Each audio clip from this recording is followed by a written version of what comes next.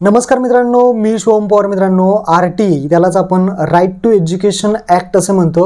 या RT अंतर्गत 25% जो काही कोटा असतो त्या कोट्यातून तुम्हाला लॉटरी पद्धतीने निवड करून, म्हणजेच बालकांची लॉटरी पद्धतीने निवड करून यामध्ये ॲडमिशन दिलं जातं, ज्यामध्ये खाजगी शाळांमध्ये सुद्धा ॲडमिशन मिळतं आणि सरकारी शाळांमध्ये सुद्धा ॲडमिशन मिळतं.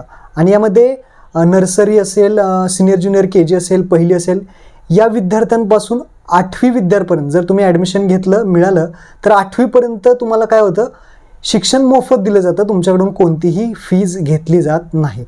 आणि याच पार्श्वभूमीवरती अजून फॉर्म सुरू झालेले नाहीत आणि अत्यंत महत्त्वाचा असा जो बदल आहे, याच्यामध्ये मोठा बदल म्हणता येईल, हा करण्यात आलेला आहे. याचं जे राजपत्र आहे, शासन निर्णय आपण त्याला म्हणू शकतो, त्या राजपत्रामध्ये अधिसूचना आहे ती काढण्यात आलेली आहे. ती काय आहे ते सुद्धा मी तुम्हाला या व्हिडिओमध्ये सांगणार आहे. अर्ज कधी सुरू होणार आहेत, भरपूर जणांचे प्रश्न येत आहेत. तर लक्षात ठेवा, अर्ज आता काही दिवसात सुरू होतील, प्रक्रिया सुरू झालेली आहे. जसा फॉर्म सुरू होईल, अर्ज सुरू होतील, आपल्या चॅनलवरती पहिला व्हिडिओ तुम्हाला बघायला भेटेल. तर चॅनलला सबस्क्राईब करून ठेवा, बेल आयकॉन दाबून ठेवा, म्हणजे तुम्हाला येणारा प्रत्येक व्हिडिओ भेटत राहील. आता वयाची अट किती आहे हे सुद्धा महत्त्वाचे प्रश्न होते. वयाची अट नक्की किती आहे ते मी सुद्धा या व्हिडिओमध्ये तुम्हाला सांगणार आहे. सगळ्यात महत्त्वाचं कागदपत्रे काय काय लागतात, कोणकोणती कागदपत्रे अगोदरच तुम्हाला तयार करून ठेवायची आहेत ते सुद्धा मी सांगणार आहे. आणि पात्रता नक्की काय आहे, यासाठी कोणते बालके अर्ज करू शकतात, काय काय अट टाकलेली आहे, सर्व तुम्हाला सांगणार आहे. आणि नवीन जो बदल झालेला आहे, तो महत्त्वपूर्ण बदल, तो सुद्धा मी सांगणार आहे. त्यासाठी व्हिडिओ नीट शेवटपर्यंत पहा. चॅनलवरती पहिल्यांदा आला असाल तर चॅनलला सबस्क्राईब करून ठेवा. अशाच महत्त्वपूर्ण अपडेट्स तुम्हाला भेटत राहतात. तर चला मित्रांनो, व्हिडिओ सुरू करूयात.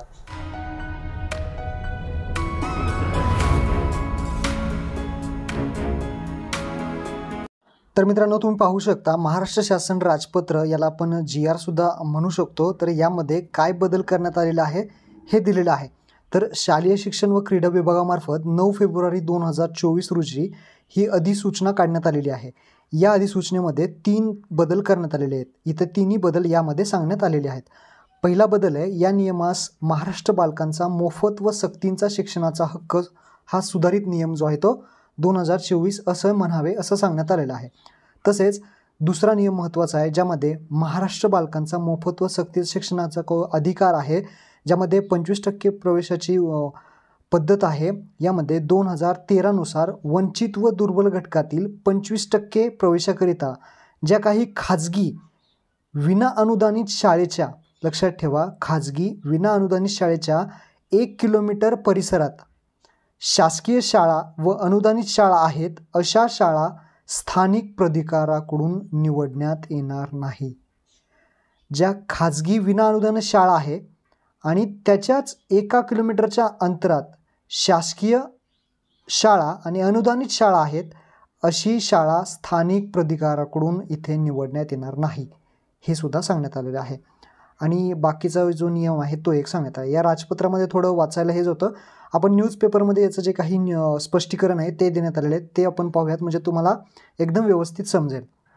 तर पेपरामध्ये पाहू शकता, न्यूजपेपरमध्ये काय आलं आहे, RT अंतर्गत शासकीय शाळेतच घ्या प्रवेश, कायद्यात अजब सुधारणा झालेली आहे असं सांगण्यात आलेलं आहे. राज्य शासनाचे जे काही राजपत्र आहे, मी तुम्हाला आत्ता दाखवलं, ते प्रसिद्ध करण्यात आलेलं आहे. येत्या 2024-25 मध्ये हे नियम जे आहे ते लागू करण्यात आलेले आहेत. आता पहा, राज्य शासनाने महाराष्ट्र बालकांचा मोफत व सक्तीचा जो काही शिक्षणाचा हक्क आहे, यामध्ये बदल केलेला आहे, राजपत्री प्रसिद्ध केलेले आहे. आणि त्या अंतर्गत आता 25% प्रवेश प्रक्रिया राबवताना ज्या खाजगी विनाअनुदानित शाळेच्या, खाजगी शाळा आहेत, त्यांच्या 1 किलोमीटरच्या परिसरात शासकीय व जे काही शासकीय शाळा असतील, अशी खाजगी शाळा स्थानिक प्राधिकाराकडून निवडण्यात येणार नाही. म्हणजे याचा अर्थ काय होतो ते समजावून सांगतो. तुमच्या शेजारी एखादी खाजगी शाळा आहे आणि त्या खाजगी शेजारीच एखादी गव्हर्मेंटची शाळा आहे, तर तुम्हाला तिथे गव्हर्मेंटची शाळा आहे आणि खाजगी शाळा आहे 1 किलोमीटरमध्ये, तर त्या खाजगी शाळेमध्ये प्रवेश मिळणार नाही असं सांगण्यात आलेलं आहे. तर याच्यामध्ये मला तर काही एवढा चांगला बदल म्हणू शकत नाही. इथे भरपूर बालकांवरती परिणाम होऊ शकतो, म्हणजे मराठी शाळेतच इथे प्रवेश घ्यावा लागेल असं याचा अर्थ होतोय.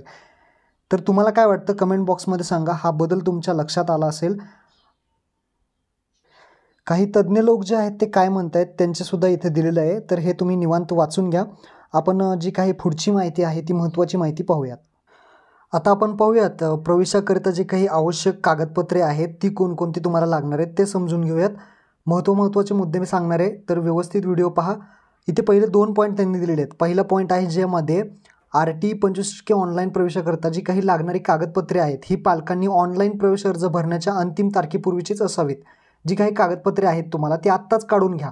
आत्ताच काढून घेतल्यानंतर काय होईल, म्हणजे शेवटची ती तारीख असते फॉर्म भरायची, त्याच्या अगोदरचीच कागदपत्रे तुम्हाला लागतात, नंतरची कागदपत्रे लागत नाहीत. त्यानंतर दुसरा पॉईंट आहे बालकाचे आधार कार्ड, रहिवासी पुरावा आणि जन्मतारखेचा पुरावा ही कागदपत्र RT प्रवेशपात्र सर्व बालकांकरता आवश्यक आहे. आधार कार्ड लागणार आहे, रहिवाशाचा पुरावा लागणार आहे, जन्मतारखेचा पुरावा लागणार आहे. आता महत्त्वाची माहिती ते समजून घेऊयात.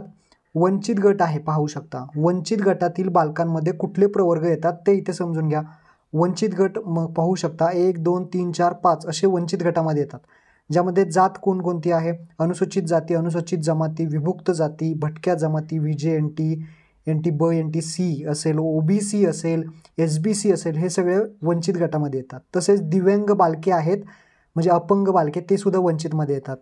त्यानंतर HIV बाधित किंवा HIV प्रभावित जे काही बालके आहेत ते पण इथे गटामध्ये त्यांनी दाखवलेले आहेत. कोविड प्रभावित बालके ज्यांचे पालक वगैरे किंवा आई किंवा वडिलांचं निधन झालं असेल कुठल्या बालकाच्या, तर ते सुद्धा इथे वंचित गटात येतात. आणि अनाथ बालके असे 5 कॅटेगरी आहेत. आता जर यामध्ये जर तुम्ही येत असाल तर तुम्हाला काय फायदा आहे ते दिलेलं आहे. जर वंचित जात संवर्गातील जे काही बालक आहेत त्यांना प्रमाणपत्र फक्त लागणार आहे. आता काय काय लागणार आहे तर लक्षात घ्या. सर्वात पहिल्यांदा तुम्हाला उत्पन्नाच्या दाखल्याची आवश्यकता लागत नाही, म्हणजेच इन्कम सर्टिफिकेटची आवश्यकता लागत नाही. त्यामुळे उत्पन्न दाखला तुम्हाला काढायची गरज नाही. कुणाला, हे एवढे जण आहेत ते जात संवर्ग, दिव्यांग बालके असतील, HIV हे वंचित गटातले, त्यांना उत्पन्नाचा दाखला लागणार नाही. याच्यामध्ये जनरल येत नाही, जनरल याच्यामध्ये जात नाही. जनरलसाठी उत्पन्नाचा दाखला लागणार आहे, ते पुढे तुम्हाला सांगतो. आता उत्पन्नाचा दाखला नाही लागणार, फक्त काय लागणार आहे तर जातीचा दाखला मात्र तुम्हाला द्यावा लागेल. तुम्ही जर वंचितमध्ये येत असाल तर जातीचा दाखला तुम्हाला द्यावा लागेल. आणि जर दिव्यांग असेल तर काय द्यावं लागेल तर 40% जे काही अपंगाचं अपंग असेल तर 40% अपंग असलेलं सर्टिफिकेट लागेल. जर HIV बाधित कोणी असेल तर काय लागेल, ते वैद्यकीयचं जे काही प्रमाणपत्र असेल ते लागेल. कोविड प्रभावित जे काही बालकं असतील, म्हणजे ज्यांच्या आईवडिलांचं निधन झालं असेल, आई किंवा वडिलांचं दोन्हीपैकी एक जरी झालं असेल तरी त्यांना जे काही मेडिकल सर्टिफिकेट असेल आपल्या पालकांचं ते इथे लागणार आहे, जे कॉज ऑफ डेथ म्हणून असतं ते लागणार आहे. तसेच जे अनाथ बालके असतील त्यांना जे काही इन्स्टिट्यूट असेल, बालसुधारगृह असेल, त्यांचं प्रमाणपत्र लागेल. आता 6 नंबरचा पॉईंट पहा. आर्थिकदृष्ट्या दुर्बल असल्यास वार्षिक उत्पन्नाचा दाखला जो आहे तो लागणार आहे. आर्थिकदृष्ट्या दुर्बल म्हणजे ज्याचं उत्पन्न आपण म्हणतोय 1 लाखापेक्षा कमी आहे, असे जे कोणी असेल त्यांना मात्र इथे जे जनरल कॅटेगरीमध्ये येतात, EWSमध्ये येतात, त्यांना उत्पन्नाचा दाखला लागणार आहे. तहसीलदार दर्जाचा तहसीलदारकडून काढून घ्यायचा आहे, किंवा सॅलरी स्लिप, किंवा कंपनी जर तुमची कंपनीमध्ये तुम्ही काम करत असाल तर कंपनीकडून सुद्धा तुम्ही दाखला घेऊ शकता. आता हा दाखला कधी 2021-22चा चालेल किंवा 22-23चा सुद्धा चालेल, पण मार्च अखेर 21-22, 2021-22 किंवा 22-23चा सुद्धा चालणार आहे. फक्त उत्पन्न किती पाहिजे, 1 लाखापेक्षा कमी पाहिजे. हा उत्पन्नाचा दाखला तुम्हाला लागणार आहे. आता घटस्फोटित महिला असेल तर त्यांच्यासाठी हे वेगळे नियम आहेत, ते सुद्धा इथे वाचून घ्या. विधवा महिला असतील त्यांच्यासाठी हे नियम आहेत, ते वाचून घ्या. आता महत्त्वाचा एक पॉईंट आहे आधार कार्ड. जर एखाद्या बालकाचं आधार कार्ड तुम्ही बनवलं नसेल तर तुम्ही अर्जाची पावती जी काही असेल ती पावतीसुद्धा देऊ शकता. जर पावती तुम्ही दिली तर तुम्हाला 90 दिवसाच्या आतमध्ये काय करायला लागतं, इथे दिलेलं आहे पाहू शकता.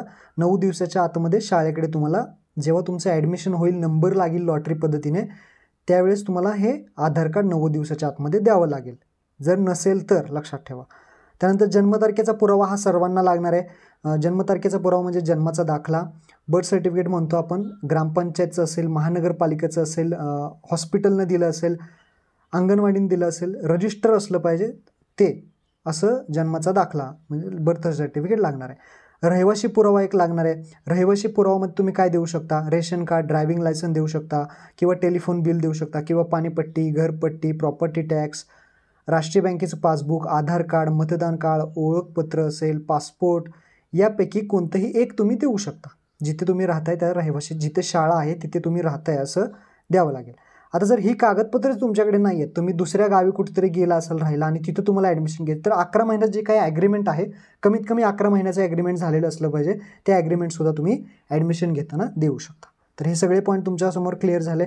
तर याची PDF तुम्हाला डिस्क्रिप्शनमध्ये दिलेली आहेत, ते तुम्ही डाउनलोड करून घ्या. आता पुढचा पॉईंट आपण बघूयात, ज्यामध्ये वयाची अट किती असणं गरजेचं आहे, किती वय असणं आहे, कमीत कमी किती, जास्तीत जास्त किती, भरपूर जण विचारत होते. तरी ते मी अंदाजे काढलेलं आहे, ते तुम्ही पहा. 2024-25 शैक्षणिक सत्रात RTI 25% प्रवेशाचे बालकाचे वय, तुमच्या मुलाचे मुलीचे जे काही वय आहे ते कसं असलं पाहिजे.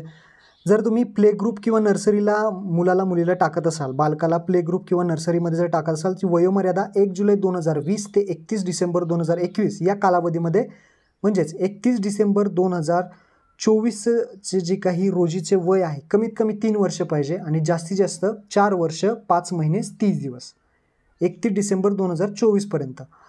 त्यानंतर जर तुम्ही बालकाला ज्युनियर KGमध्ये टाकत असाल तर कमीत कमी 4 वर्ष, जास्तीत जास्त 5 वर्ष 5 महिने 30 दिवस अशा पद्धतीने वय. सिनियर KGमध्ये टाकत असाल तर 5 वर्ष कमीत कमी पाहिजे, जास्तीत जास्त 6 वर्ष 5 महिने 30 दिवस. आणि इयत्ता पहिलीमध्ये जर टाकत असाल, फर्स्ट स्टँडर्डला जर ॲडमिशन घेत असाल तर कमीत कमी 6 वर्ष पाहिजे, जास्तीत जास्त 7 वर्ष 5 महिने 30 दिवस अशा पद्धतीने जे काही वयाची अट आहे ती असणार आहे. याच्यामध्ये जर काही बदल झाला तर मी तुम्हाला पुढच्या व्हिडिओमध्ये सांगणारच आहे. तर अशा पद्धतीने सर्व प्रक्रिया तुम्हाला समजली असेल. फॉर्म सुरू झालेल्यावरती आपल्या चॅनलवरती व्हिडिओ येईल. यामध्ये जर काही तुम्हाला डाऊट असतील, काही प्रॉब्लेम्स असतील तर कमेंट बॉक्समध्ये सांगा. धन्यवाद. जय हिंद, जय महाराष्ट्र.